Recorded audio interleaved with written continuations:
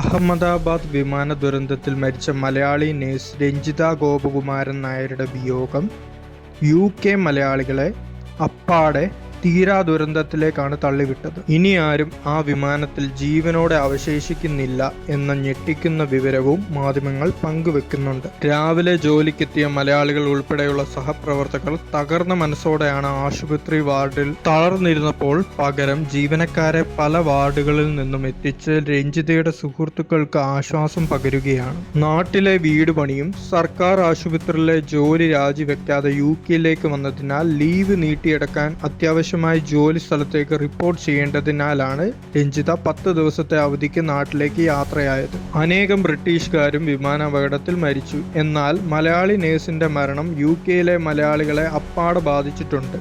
രഞ്ജിതയെ കൂടാതെ ഒരു മലയാളി കൂടി വിമാനത്തിലുണ്ടായിരുന്നു എന്ന സ്ഥിരീകരിക്കാത്ത വാർത്ത പുറത്തു വന്നിരുന്നു. വ്യക്തിപരമായ കാര്യങ്ങൾ അധികം തുറന്നു പറയാത്ത പ്രകൃതമായിരുന്നു രഞ്ജിത എന്നാണ് സഹപ്രവർത്തകരും കൂടെ താമസിക്കുന്നവരും ഒക്കെ ഇപ്പോൾ പങ്കുവെക്കുന്നത്. പത്തനംതിട്ടയിൽ സർക്കാർ ജനറൽ ആശുപത്രിയിൽ ജോലി ചെയ്തിരുന്ന രഞ്ജിത ആ ശമ്പളം കൊണ്ട് ചിരകാല സ്വപ്നമായ വീടും മക്കളുടെ വിദ്യാഭ്യാസവും ഒക്കെ യാഥാർത്ഥ്യമാക്കുക സാധിക്കില്ലെന്ന തിരിച്ചറിവിലാണ് ഒരു വർഷം മുമ്പ് UK യാത്രയായത്. രഞ്ജിതയുടെ അച്ഛൻ വർഷങ്ങൾക്ക് മുൻപ് മരിച്ചതിനാൽ ടീനേജ് പ്രായക്കാരായ മക്കളെ അമ്മയ്ക്ക് അധികകാലം നോക്കാനാകില്ല എന്നതിനാൽ എത്രയും വേഗത്തിൽ വീട് പണി പൂർത്തിയാക്കി UK നിന്നും നാട്ടിലേക്ക് തന്നെ മടങ്ങുക എന്നതായിരുന്നു രഞ്ജിതയുടെ പ്ലാൻ. അതിനാൽ നാട്ടിലെ ജോലി രാജിവെക്കാതെയാണ് രഞ്ജിത UK പറന്നത്. ഒരു വർഷമായി ഡ്യൂട്ടി ചെയ്തതും മിച്ചം പിടിച്ച പണവുമായി വീട് പണി ദ്രുതഗതിയിൽ നടക്കവേ 2 മാസം മുമ്പ് രഞ്ജിത നാട്ടിലെത്തിയിരുന്നു. രഞ്ജിത യാത്ര പറഞ്ഞു പോയത് ഞങ്ങളെ തനിച്ചാക്കി മരണത്തിലേക്കാണല്ലോ എന്നോർത്താണ് അമ്മ കണ്ണീർ പൊഴിക്കുന്നത്.